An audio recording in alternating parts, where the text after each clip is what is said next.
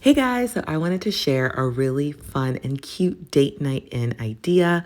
This is pasta making and pizza making with my husband. This is just a really cool idea to go for if you are looking to connect with your partner and like work on teamwork and just have some fun and eat some delicious, decadent foods at home for half the price. So let's get into our pasta dough. I'm using 00 flour and of course eggs, and we're just building our pasta dough. We're whisking the eggs in the center of the flour that we use to create a little bit of a well, and we're doing it directly on top of the counters. So make sure you sanitize your area, clean everything off, and then just go for it.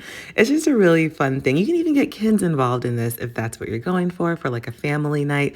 But we did this right after we put our son to bed, and it was so much fun, not to mention delicious. So here we are working together, trying to build our pasta ball, trying to make it into a dough ball. So I'm just explaining to my husband that he should kind of like flick the flour into the center where you see the egg mixture. And then we went ahead and put some olive oil on our hands, which is a nice trick that I saw on Instagram, I believe, for how to kind of like keep the flour from sticking to your palm.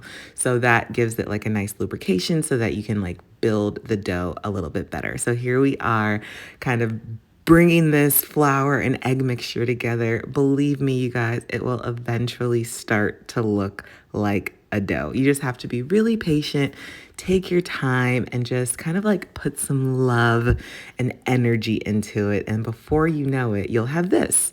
So we formed it into this gorgeous ball. And believe it or not, this little ball makes a ton of pasta. So we had our meat ready. We had cooked that all day in the Dutch oven. And that is a short rib. So it's a beef short rib. You can use whatever type of like meat you want. You can use lamb, chicken. I mean, go for whatever you like, but we really love short rib for like a special dinner. So this is us basically rolling out the dough after it's rested. I do recommend getting a pasta maker.